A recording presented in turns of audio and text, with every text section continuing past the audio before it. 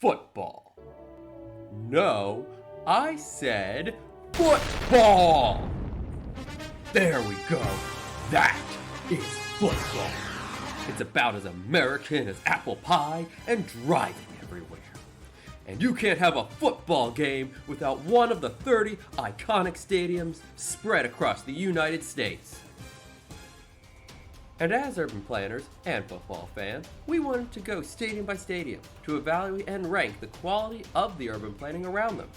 To be clear, we are grading these stadiums not on our views of the teams, the records, or the quality of the stadiums as buildings. Rather, we are evaluating them based on how they fit into the wider urban fabric of the community and region around them. Is there a good mix of land uses, or is it just a sea of parking? Can you get to the stadium by walking, biking, or transit, or are you forced to drive?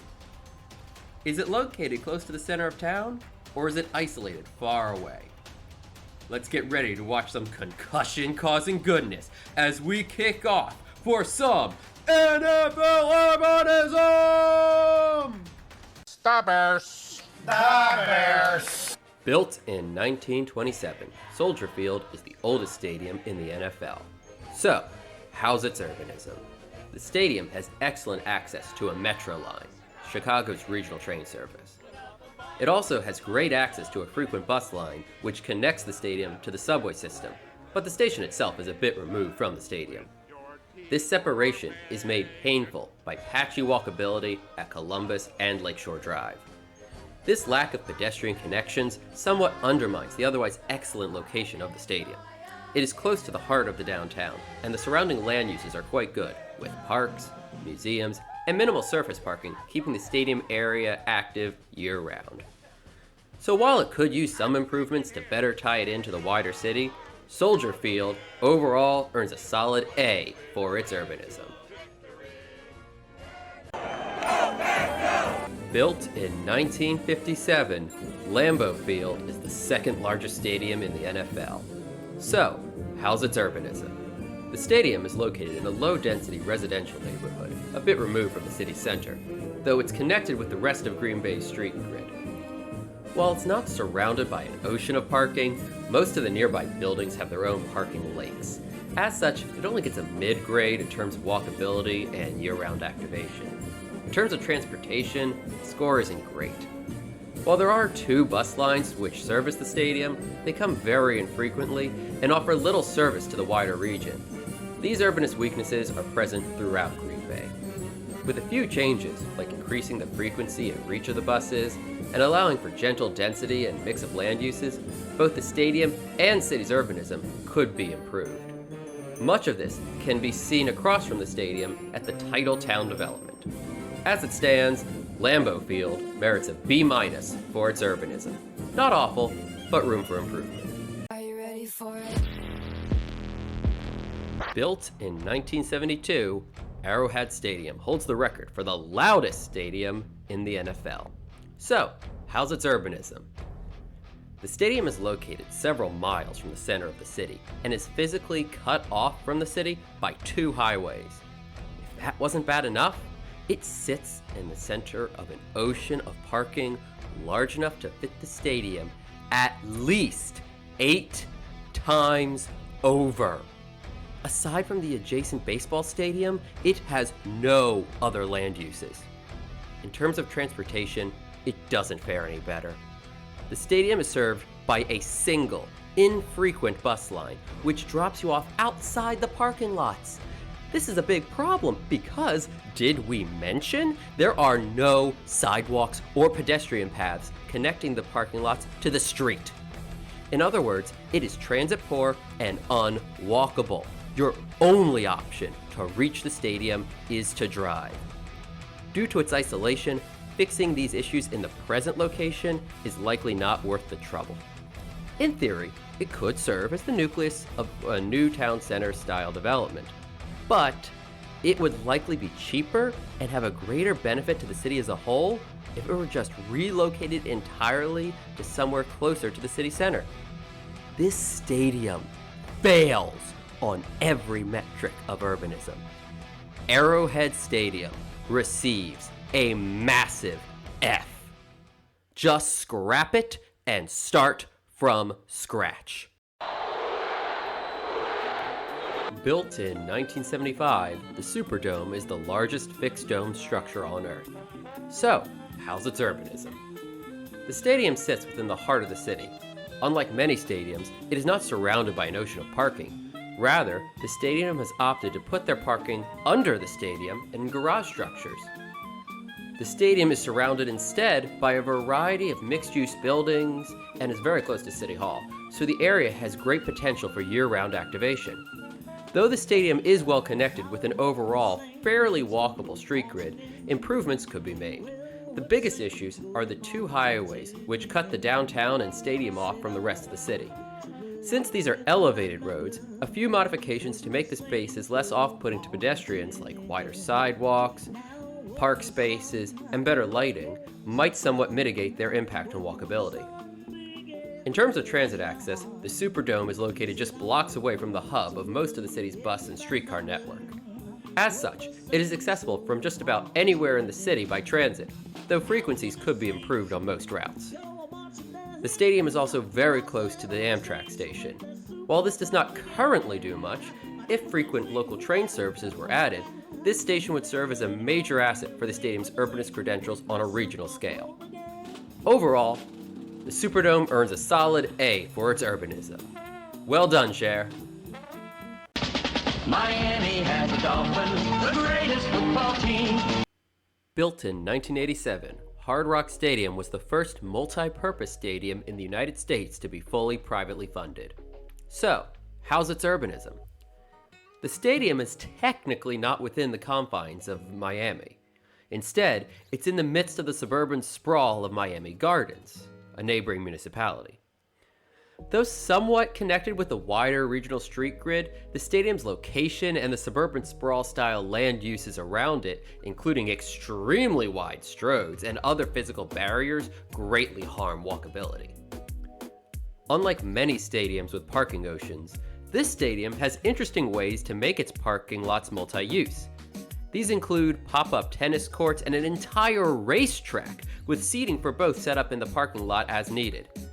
This means that what could have cost the venue points winds up actually earning it a few, as it allows for a consistent, if unorthodox, activation of the space. The stadium has 2 bus lines serving it, though their frequencies are low. For events, the stadium operates a shuttle bus between it and the Aventura Brightline train station about 25 minutes away. Improvements could be made by converting 2 of the many existing lanes into dedicated transit lanes for a BRT or light rail line. Upzoning these corridors to promote gradual redevelopment while taking another 2 lanes to extend the sidewalks and add bike lanes would further improve the urbanism of the stadium and the Miami region. Hard Rock Stadium gets a very low C- for its urbanism, a unique foundation with lots of room for improvement. Built in 1995, Everbank Stadium is slated for a $1 billion rebuild over the next few years. We will thus try to evaluate both its current and planned contexts. So, how's the urbanism? The stadium is located close to the downtown and is connected with the street grid. While improvements could be made to its walkability, it's not awful. Its land use is a bit of a mixed bag. While it does have a fair bit of parking around it, it is also next to 2 other stadiums, which helps to create a steady baseline of activity. The rebuild plan calls for the expansion of nearby parks and might include new mixed-use developments, but these plans are not definite. Its transportation is complex. The stadium is served by one infrequent bus line, but the stadium also has a unique system where it shuttles people from parking lots across the region to and from the stadium on game days. This park and ride model is a fairly effective way to manage traffic, but it doesn't do much to reduce car dependence. In the coming years, the city has plans for the Ultimate Urban Circulator, an AV shuttle system which will replace and expand the existing Skyway in some form. Whether this will be effective transit or a gadget bond remains to be seen. In its present form, Everbank Stadium gets a solid C for its urbanism. If its future plans live up to the hype, This could be raised to a B or higher. We'll see what happens. Built in 1996, Bank of America Stadium was the first to be financed using a personal seating license. So, how's the urbanism? The stadium is located right in the heart of Uptown and is fairly well connected with the city street grid, so it scores very well on walkability. Its only demerit is the adjacent highway, which cuts the city in half. Around the stadium are a good mix of land uses, including parks, apartments, museums, hotels, retail, dining, and another stadium. These were built as infill development on the many parking lots which once dominated Charlotte. Its transportation is nearly ideal. With the stadium sitting less than a mile from the hub of the local transit system, including 2 light rail lines, it is accessible by transit from nearly anywhere in the region. If the nearby Gateway station were to be finished, this would include intercity transit links. Bank of America Stadium receives a solid A for its urbanism. I'm telling you, I love being happy after football. It's such a nice surprise. Built in 1997, Northwest Stadium is often ranked as one of the worst stadiums in the NFL. But how's its urbanism? Not only is the stadium not located close to the city center, it's not even in the District of Columbia.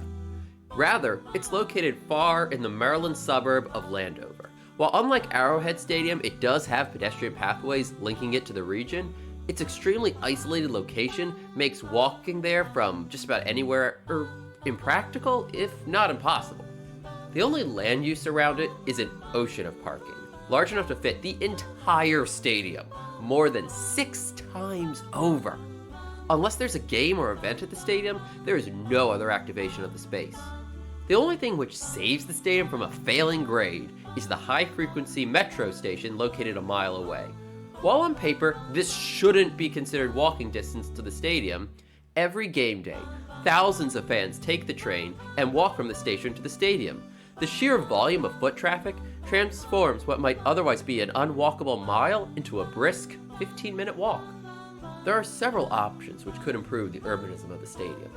It could either become the hub of a new, dense town center neighborhood via infill development, or it could be demolished and relocated closer to a population center. There is actually currently a plan to return the stadium to DC. Based on the current plans for the site, there is a lot to like about the urban planning being proposed. If completed in this form, the new stadium would likely earn an A or better from us. These plans are, however, currently tangled in both local and federal politics, so we will be tracking this story with interest. Presently, Northwest Stadium merits a D for its urbanism. Not the worst, but still really bad.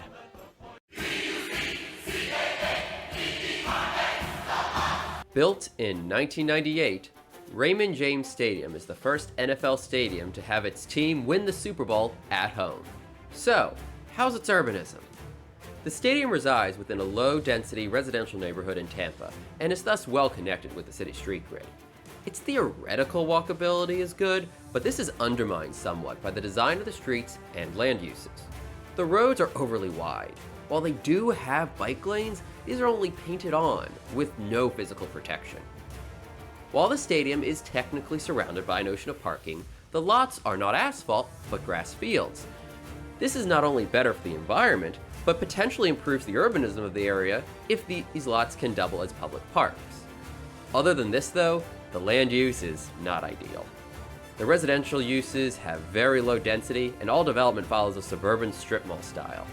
On balance, this means that the land use rates poorly. The stadium is served by 4 bus lines, though direct downtown connections and frequencies need to be improved. However, many of these lines do not operate during games. The urbanism could be improved by adding in protected bike lanes and a BRT system to the roads, and by promoting infill mixed-use development on nearby parking lots. As is, Raymond James Stadium gets a C- for its urbanism. There is a lot of potential here, if only they can seize it. Quoth the raven. Nevermore. Why, you little... Built in 1998, M&T Bank Stadium has been ranked by fans as one of the best stadiums in the NFL. But how's its urbanism? The stadium is in the Pigtown neighborhood, close to downtown. Despite nearby highways, it's well connected to the city street grid and scores very well in walkability. The highlight is the Ravens Walk, a pedestrian route to the heart of downtown, which helps put the Baltimore subway within a 15-minute walk of the stadium. A light rail station with minimal acceptable frequency sits right next to the stadium. It's also served directly by one low-frequency bus line, but a few blocks away, several other bus lines are accessible to the stadium. The two biggest transportation issues the stadium has are that the nearby Camden Mark line, Maryland's regional train service, doesn't operate on Sundays, and that the stadium lacks east-west transit links. The stadium's surrounding land uses are what hurt it most. Though a few blocks away are a mix of residential, commercial, and cultural uses, the immediate adjacent blocks are parking lots and warehouses. This dead zone of spatial activation around the stadium could be addressed with infill development and redevelopment of the warehouses. Ravens Stadium earns a strong A- for its urbanism. With only a few changes, it could easily reach A or A+ territory. This building's no longer haunted by sadness. Could be worse though, at least we're not Detroit! Built in 1999, Huntington Bank Field is the only stadium in the NFL to have never hosted a postseason game. So, how's its urbanism? The stadium is in Cleveland's downtown, on the shores of Lake Erie, but is mostly cut off from the city by a rail yard and highway. The only way across this canyon is a few bridges, though these do have wide pedestrian areas, so the walkability is a mixed bag. Its transportation is interesting.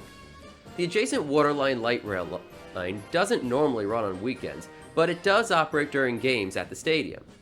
Further, while the stadium is not directly served by a bus line, it's less than a mile away from the hub of the regional transit system. This means that the stadium is actually very transit accessible, though frequencies could be improved. The land use around the stadium is complicated. To the east of the stadium are museums and parks, which enable year-round activation. To the north is a parking lot. To the west is the Port of Cleveland, which hurts spatial activation, but is a vital part of the economy, so any changes must be strategic. Improvements could be made by running the light rail line every day, improving pedestrian connections, upgrading the nearby Amtrak station while starting a regional rail service, and with infill development on the parking lots north of the stadium and south of the highway. As is, Brown Stadium earns a B for its urbanism. Still not Detroit!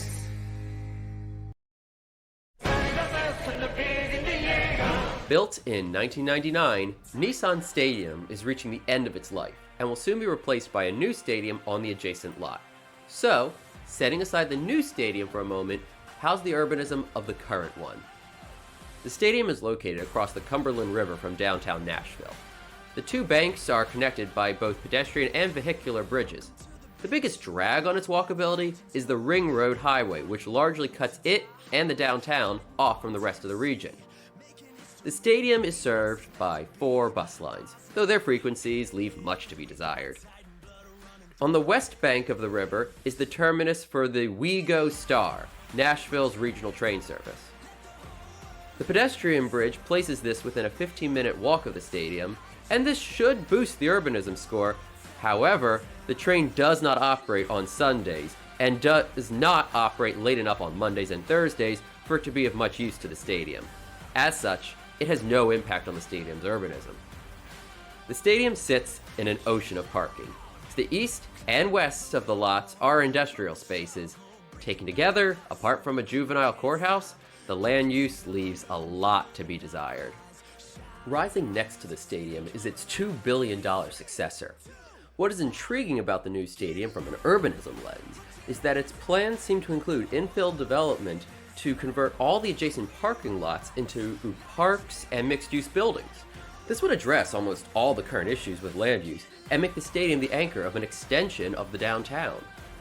The present configuration of the stadium merits a C+ for its urbanism. However, the new layout would quickly elevate the stadium all the way up to a B. If the train were to extend its hours and days of operation, bus frequencies were improved, and highways capped or removed, this could bring the stadium up to an A or even A+.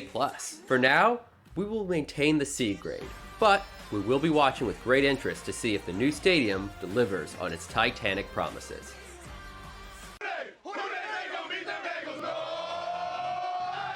Built in 2000, Paycor Stadium was the first NFL venue to win an AIA award. So, how's its urbanism? The stadium is in downtown Cincinnati on the banks of the Ohio River. It scores very well on walkability, as it has ample sidewalks with ground floor activations and several bridges across the adjacent highway, though fully capping this road would significantly improve things. The stadium is a 15-minute walk from the hub of the regional transit system. It is also served directly by 2 bus lines and is a few blocks away from the terminus of the Circulator streetcar, which operates daily and runs late on game days. While frequencies could be improved across the board, this is a good, sorta grade. The land use around the stadium is extremely impressive. The stadium was set up for success as it was part of a multi-decade plan to revitalize the waterfront. Over the last 20 years, it has turned surface parking into underground garages with mixed-use buildings, museums, and parks on top of them. As such, it has consistent spatial activation year-round. Some improvements could be made by increasing transit frequencies and adding links into northern Kentucky, and by finishing the original master plan by capping over the highway and adding infill to the final lots. Paycor Stadium earns a solid A for its urbanism. It is a masterclass in how to pair an NFL stadium with good urbanism. Let Yins know that there is a Pittsburgh Steelers fan on board the ISS. Built in 2001, Acrisure Stadium was the first NFL stadium to host a women's football game. So, how's its urbanism? The stadium sits across the river from downtown. Though it is somewhat cut off from the adjoining neighborhoods by a highway, there are several bridges across the river and wide sidewalks under the highways, which help to overcome these barriers and give the area a solid walkability foundation. The stadium is also conveniently located just off of the Three Rivers Heritage Trail, so biking there is a breeze, with convenient racks installed right outside the stadium, courtesy of our friends at Bike Pittsburgh. The stadium is also served by 3 bus routes and 3 light rail lines, what Yinzers call the T, giving the downtown and many of the surrounding suburbs easy access by transit, though frequencies could be improved, especially on weekends. The stadium's land use is on the right track. Over the last several years, there has been a gradual infill development of mixed-use buildings, park spaces, and museums added to the area, giving it increasingly good year-round activation. If the stadium continues on this path of redevelopment on the remaining parking lots, the stadium could have top-tier urbanism. As is, the former Heinz Field earns a steel-clad A for its urbanism. Let's go, Broncos. Broncos, let's go! Built in 2001, Mile High Stadium is the highest stadium in the NFL.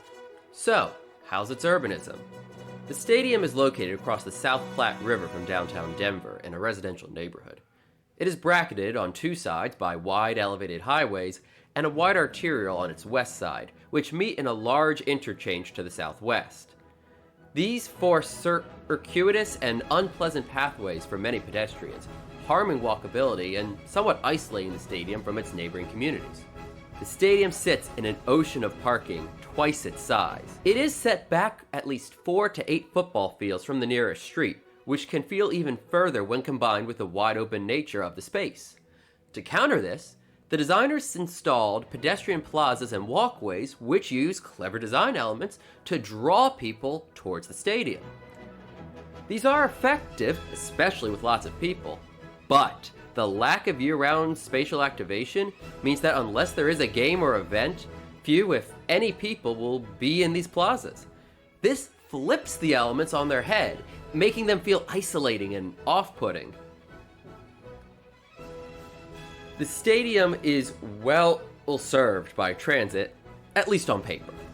It is within a half-mile walk of 2 light rail stations, 6 local bus routes, and 2 intercity buses. These routes offer good frequencies and coverage across the region.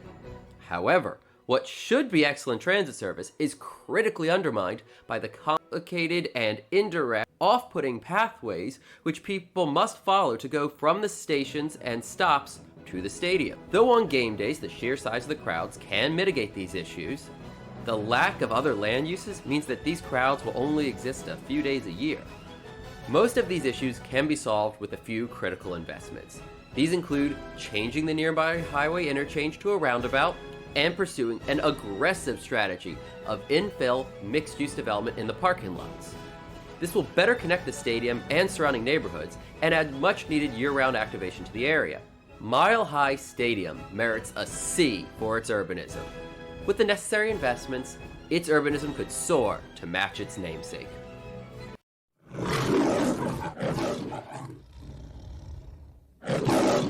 Built in 2002, Ford Field is one of the only NFL stadiums with its end zones oriented east-west rather than north-south. So, how's its urbanism? The stadium is in the heart of downtown Detroit, which has excellent walkability foundations, but both the stadium and downtown are somewhat cut off from the rest of the city and region by a ring highway which hinders wider walkability. Though the stadium is within 15 minutes of the local transit hub, most fans taking transit to the game make use of the 3 local and 3 regional bus lines which directly serve the stadium, as well as the Q Line streetcar for 1 or 4 p.m. Sunday games. The stadium is thus decently served by transit, but this would be improved with higher frequencies at a minimum and wider regional transit upgrades at max. The land use around the stadium is okay, with a baseball stadium, cultural spaces, parks, mixed-use apartment buildings, and more, but there are also significant amounts of surface parking. The stadium and city have immense potential, especially if it caps the highway to restore the historic street grid, which is already being examined, pursues infill development, improves existing transit with higher frequencies and dedicated lanes, and builds better regional options like BRT, light rail, or an ambitious proper metro system. Ford Field receives a B+ for its urbanism. The stadium and city can go far if it can get the motor humming. What are you thinking? Built in 2002, Gillette Stadium is home to the tallest lighthouse in the United States. So, how's its urbanism? The stadium is in Foxborough, Massachusetts, around 20 miles from Boston and Providence. Though towns dot the New England landscape, the stadium is isolated from all of them in a sea of parking and strip malls. It thus scores quite poorly on walkability. The stadium is served very infrequently on weekdays by train service to Boston and by event-specific train service to Boston and sometimes to Providence on weekends. Other than this though, the only way to reach the stadium is by driving. The land use of the stadium isn't much better. A few years after the stadium was built, some infill development was done, but all lost parking was replaced with even more spaces across the road. Further, the infill was a mix of low-rise hotels and strip malls. Though the inner street of this development appears to follow good rules of walkability, this faux urbanism only distracts from the inherently car-dependent nature of the space. It's better than a sea of asphalt, but not by much. If frequent and daily train, along with local and regional bus service, was to be run, and walkable mixed-use development were pursued, the site could be transformed into the core of one of the iconic rail towns which define New England's charm. As is though, Gillette Field receives a D+ for its urbanism. Much like the Pats, it needs a rebuild.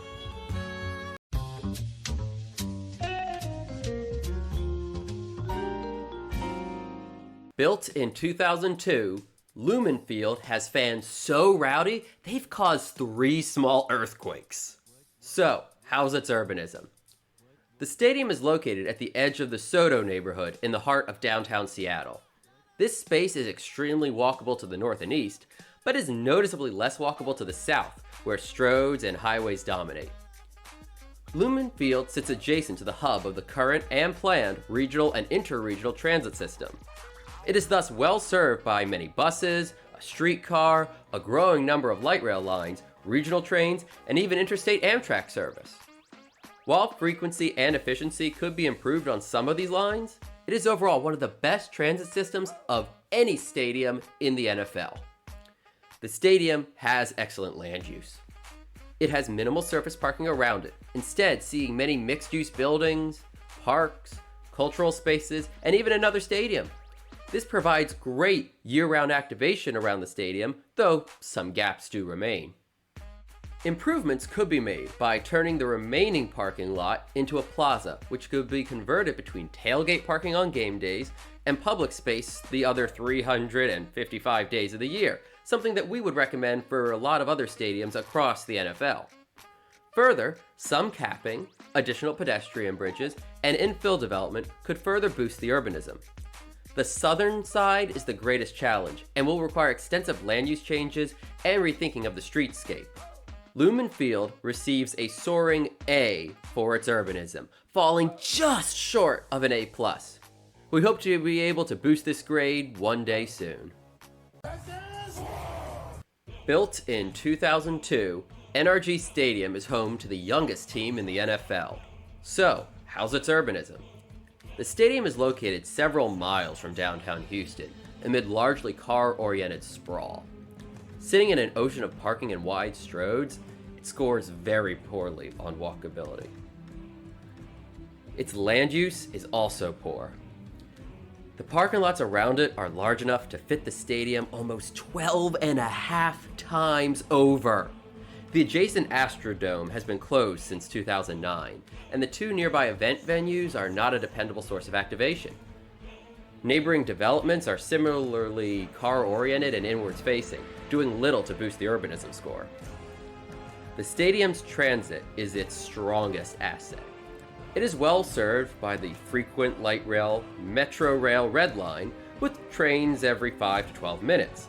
It's also served by two not very frequent bus lines. The biggest gap, though, is a lack of effective regional transit. Improvements could be made by pursuing aggressive infill development and redevelopment, and an expansion of Houston's light rail network and a renewed investment in its bus system. This strategy should be repeated across the city, as many of NRG's problems are emblematic of those found all over Houston. NRG Stadium gets a weak C- for its urbanism.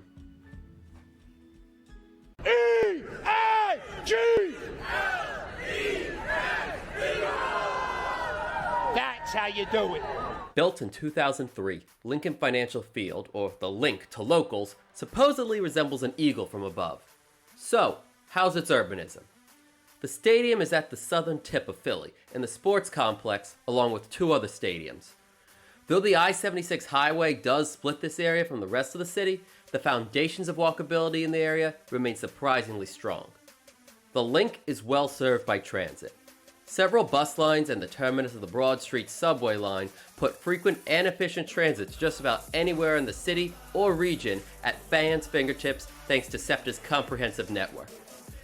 The sports complex's land uses are what hurt it most.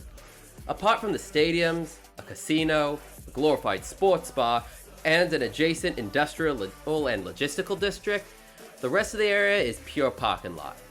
However, 3 stadiums, all in the same place, help to cushion this blow, as the overlapping seasons of the 4 sports create a consistent, if low, baseline activation year-round. With a few strategic changes, the stadium and the complex could be a model district for cities around the nation. These include burying I-76, reconnecting the street grid, and pursuing infill mixed-use development on the parking lots. The Link gets a B- for its urbanism. Like most things in Philly, it has strong bones, but dearly needs some meat on them. Go Birds. Oh my God, it's like standing on the sun! This city should not exist. It is a monument to man's arrogance. Built in 2006, State Farm Stadium is one of 2 stadiums in the NFL with a retractable field. So, how's its urbanism? The stadium is located in Glendale, amidst the sprawl of the greater Phoenix area. Surrounded by stroads, a highway, parking lots, and car-centric malls, its walkability is awful. Its transit options are just as bad. The only transit serving the stadium, which is in a metro area with a population of close to 5 million people, is a single, very infrequent bus route that stops half a mile away from the stadium. It fares no better on land use.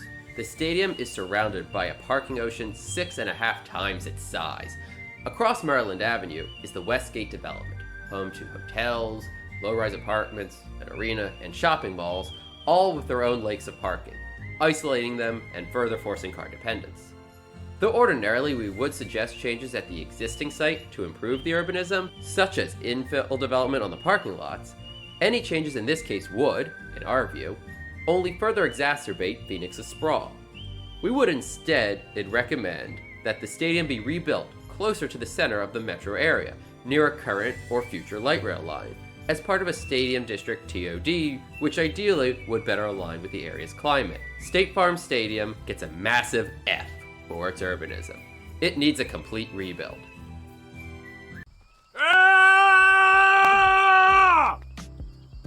Built in 2008, Lucas Oil Stadium was designed to look like a historic Indiana fieldhouse. So, how's its urbanism? The stadium is in the heart of downtown Indianapolis. Its walkability is overall strong, with it being well connected to the city's street grid, despite Route I-70, part of the semicircular highway which cuts the downtown off from the rest of the region, being directly south and east of the stadium. An elevated railway main line to the north also creates something of a barrier, but this is reduced by the Indianapolis Skywalk, a series of elevated enclosed corridors which connect many of the downtown's major destinations. The Skywalk network is expected to expand over the next few years, adding to the connectivity it creates. The stadium is also connected to the Indianapolis Cultural Trail, a downtown connector system of walking and cycling paths with the new extension over the river opening soon. The stadium has great transit service. Though only one infrequent bus route directly serves the stadium, it is within a 15-minute walk of the hub of the Indigome transit system, and is less than 10 minutes away from the State House station for the existing red and purple BRT lines and the future blue line. Though frequencies and coverage in the suburbs could be improved, this still represents a solid transit foundation. The land use around the stadium is where it is found lacking. Though it doesn't have a sea of parking around it, the rest of the area is severely underutilized. It has some hotels, industrial spaces, several parking lakes, and a plethora of vacant land. There are plans to change this, however. Improvements could be made with a few key changes. Burying I-70 and reconnecting the historic street grid would improve walkability. This is being explored by the Rethink 6570 Coalition and INDOT. Improving lighting, art, businesses, and activation of the railway would also help boost walkability, and this is being explored by the city. Infill development and redevelopment of the land around the stadium is underway, with the Elanco Global HQ mixed-use area, ongoing infill development along South Meridian Street, and other projects leading the way. Transit could be improved by increasing frequencies on bus lines and expanding suburban service, and by creating a far-reaching regional rail service. Overall, Lucas Oil Stadium gets a strong B- for its urbanism. With all the projects being done or planned in the area, we expect this grade will rapidly improve over the next few years. Yeah, here we go! Built in 2009, AT&T Stadium is the third largest stadium in the NFL. So, how's its urbanism? The stadium is in Arlington, Texas, in the overlapping sprawl of Dallas and Fort Worth. It is surrounded by stroads and car-oriented suburbia, so it scores very poorly on walkability. The stadium has zero real transit. The closest it gets is a glorified rideshare system and hotel shuttle bus service. These are not public transportation, and thus the stadium fails completely in this regard. The stadium does not sit in a parking ocean. Instead, it has its parking spread out over several lots in the area, which makes the poor walkability even more glaring. Every structure in the area also has its own parking light or on-site parking, signaling the expectation that people will drive everywhere. From transportation to land use, it's a classic case of forced car dependence. The urbanism of the stadium could be improved by adding transit options such as local bus and BRT, and by adding a cross-region light rail line. Further improvements could be made by tweaking the land use laws and pursuing infill development to increase walkability through better land use and street-level activation. This would need to be part of a broader effort to fix the wider, fundamental issues with car-oriented sprawl which dominate the region. AT&T Stadium gets a Texas-sized F for its urbanism. Them boys need a rebuild both on and around the field.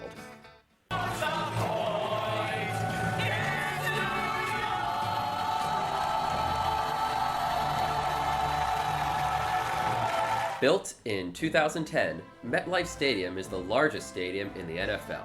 So, how's its urbanism? Though it hosts two New York City teams, the stadium is in neither the city nor the state of New York. Instead, it's across the Hudson River in Jersey, in the Meadowlands. Isolated from its surroundings by highways and swamps, it scores horribly on walkability. Its land use isn't much better. The stadium sits in a sea of parking 9 to 14 times its size. Across the highway is the American Dream shopping mall, but the mall feels very separate from the stadium.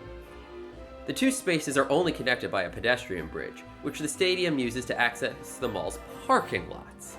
As such, the mall does little to provide additional year-round activation for the stadium area.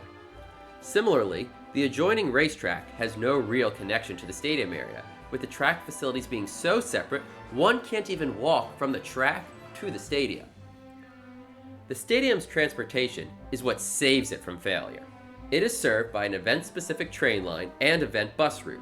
In addition, there are a few regular buses serving the stadium daily, though these are extremely infrequent. The mall across the highway is also accessible by several bus routes, but this has limited benefit for the stadium due to how separated the spaces are. The best way to fix MetLife's urbanism would be to relocate it back to New York City.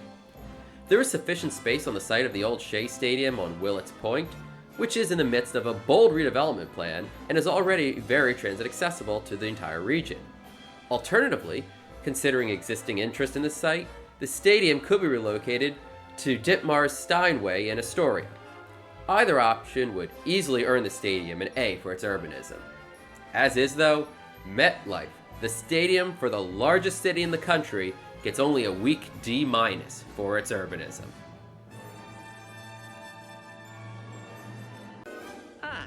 Wow, San Francisco. Built in 2014, Levi Stadium's height is FAA restricted due to it being in the flight path of the nearby airport. So, how's its urbanism?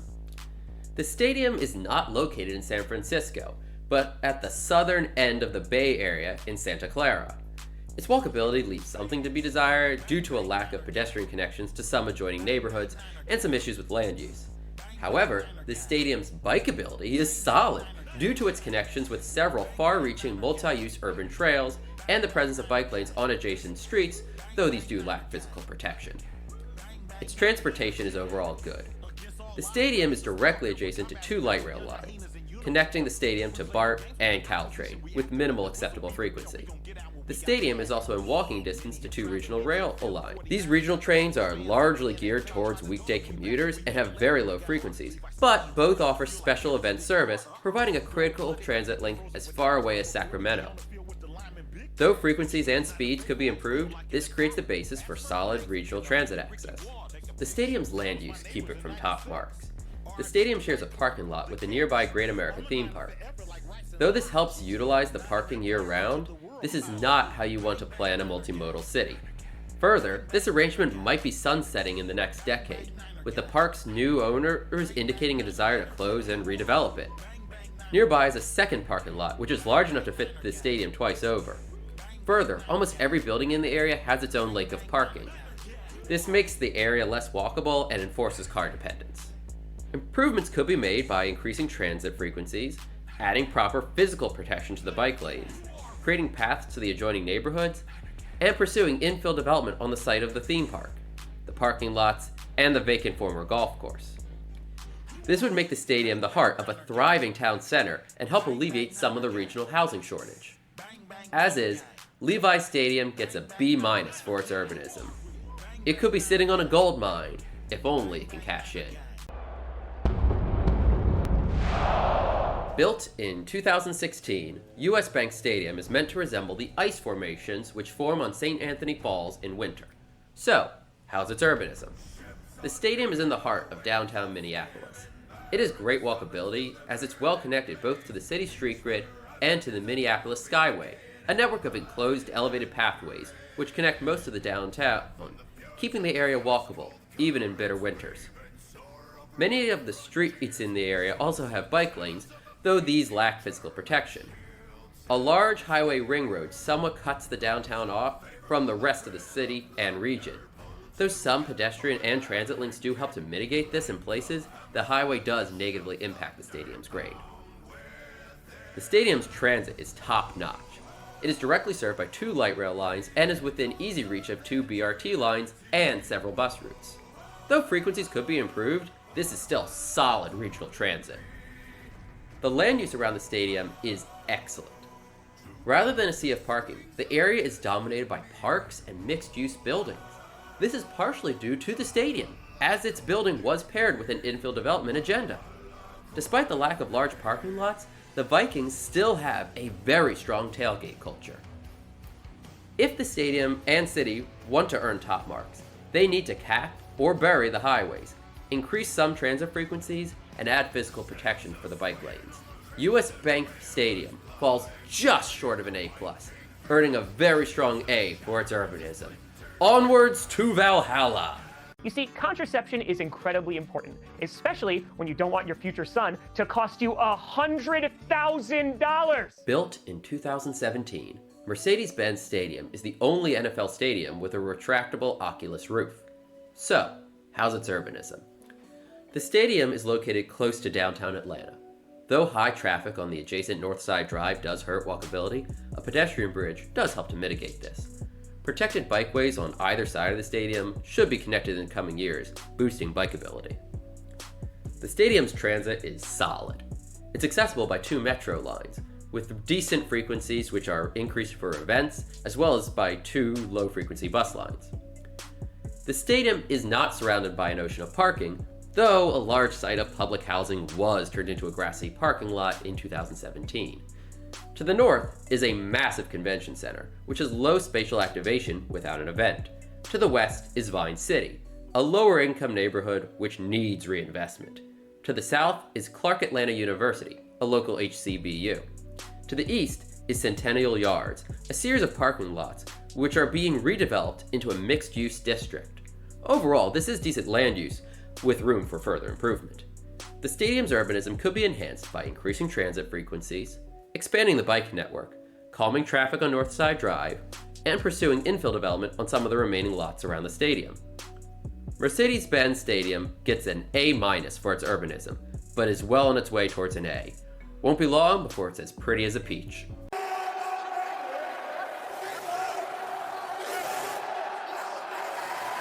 Built in 2020, Allegiant Stadium is sometimes referred to as the Roomba for obvious reasons. So, how's its urbanism? The stadium is located in a logistics district near the airport. A massive highway separates it from the Vegas Strip, which, combined with narrow sidewalks, poor land use, and overly wide roads, creates a very unwalkable space. To the city's credit, they do close the bridge across the highway to vehicle traffic for games, which creates a relatively walkable corridor to the Strip, but this is the exception, not the rule. The stadium is poorly served by transit. One infrequent bus comes close to the stadium, but there is a more frequent bus a few blocks north. However, the poor walkability makes blocks feel like miles. Similarly, there is a minimally frequent bus on the Strip, but this is only accessible when the road is closed for games due to the otherwise poor walkability. Shuttle buses do connect many of the city's hotels and resorts to the stadium for events, but this serves tourists more than locals. There are plans to eventually extend the Vegas Loop down to the stadium, but, and we cannot emphasize this enough, this is not transit! The land use around the stadium is bleak. The stadium has a sizable parking ocean around it, and beyond them are warehouses and roads with the odd hotel or strip mall. The entire area, including the strip across the highway, is car-oriented. Fixing the stadium's urbanism would require a systemic overhaul citywide. The monorail system could be extended down to the stadium as part of a wider regional transit plan. The sidewalks should be widened and trees planted or shading added. The strip could be modified to include more public spaces, and the area could shift towards more mixed-use development. These are steps needed across the whole of Sin City. Allegiant Stadium folds and gets a big F for its urbanism. What a sprawling and ongoing situation this is. Built in 2020, SoFi Stadium, with a $5.5 billion price tag is the most expensive stadium in the world. So, how's its urbanism? The stadium is in the city of Inglewood, part of the greater sprawl which makes up Los Angeles County. Though it has the theoretical bones for good walkability, car-oriented land use and overly wide stroads greatly undermine this.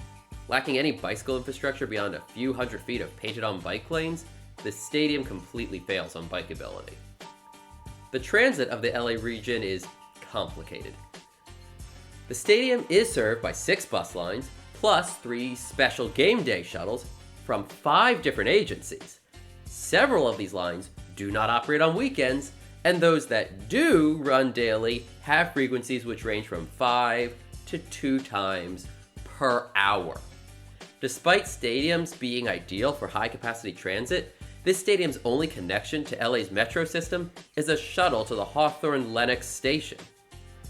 This all amounts to mediocre service for an urban area with 18.5 million people. The stadium's land use is interesting. While presently the stadium is in an ocean of parking almost 4 times its size, the long-term plan is to develop these lots piece by piece into a vibrant mixed-use neighborhood called Hollywood Park.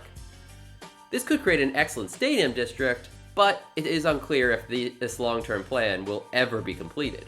Further, even if it is, there are still numerous issues with car-centric land use in the surrounding areas.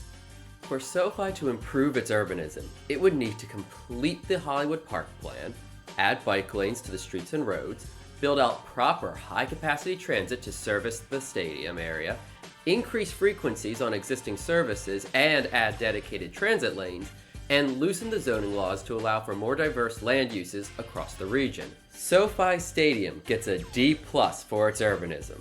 The City of Angels has a long way to go to reach heaven. Oh, hell no. Set to open in 2026, the new Highmark Stadium will replace the adjacent, supposedly cursed, stadium of the same name. As such, they can be evaluated as if they were the same venue. So, how's its urbanism? The stadium is located far from downtown Buffalo in Orchard Park. Wide roads and narrow sidewalks, as well as the stadium's physical location, means that it scores extremely poorly on walkability. Though the city of Buffalo has some decent transit, the stadiums don't have access to it. One infrequent bus comes within a quarter mile of the stadium, showing that transit is an afterthought for stadium access. The land use is abysmal. The current stadium is in a parking ocean 5.5 times its size.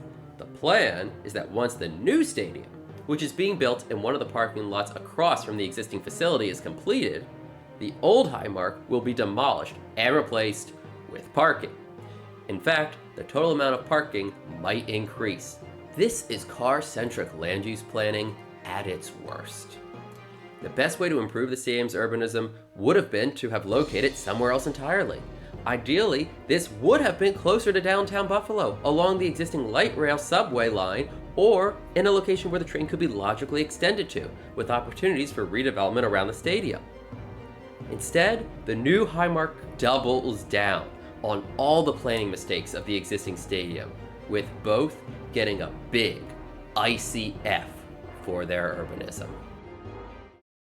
When we started the NFL Urbanism series, we expected to see a lot of stadiums like Arrowhead, large stadiums in the middle of nowhere and oceans of parking with little to no transit links. We also assumed that American football stadiums would be extremely difficult to have good urbanism built around them due to the limited play schedule compared with other sports. We are pleased to say that many of our assumptions were proven to be incorrect. Of the 30 stadiums in the NFL, only 5 received a failing grade. 4 more would have failed if not for the presence of rail transit links or good land use plans, and thus received Ds.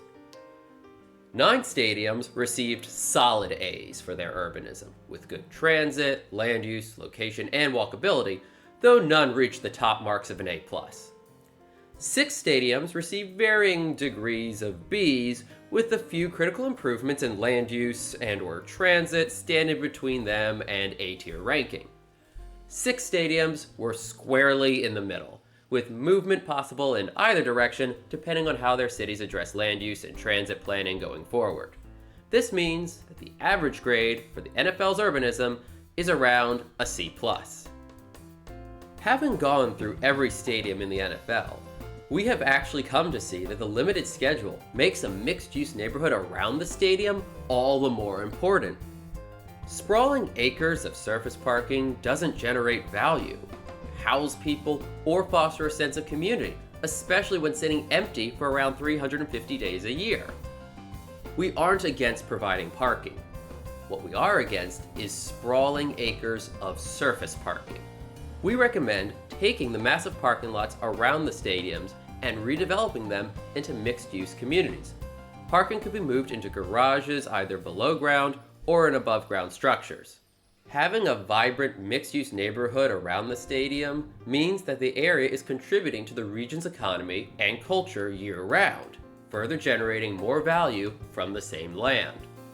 Similarly, forcing tens of thousands of people to drive to games does little more than create massive traffic jams before and after games. By giving fans alternatives to driving, this gives people the option to skip traffic, lessening the intensity and duration of the traffic for those who still choose to drive.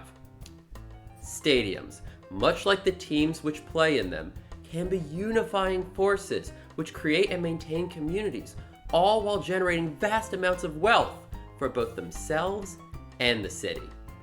All over the world and throughout history, this has been true of people-oriented stadium districts. It's clear that on some level, at least 9 teams in the NFL understand this, with more looking to join their ranks. Were we too generous or too harsh on any stadium? What do you think your local stadium could do better? Are there any other stadiums you'd like us to take a look at? Let us know your thoughts in the comments. Thanks so much for watching. See you next time.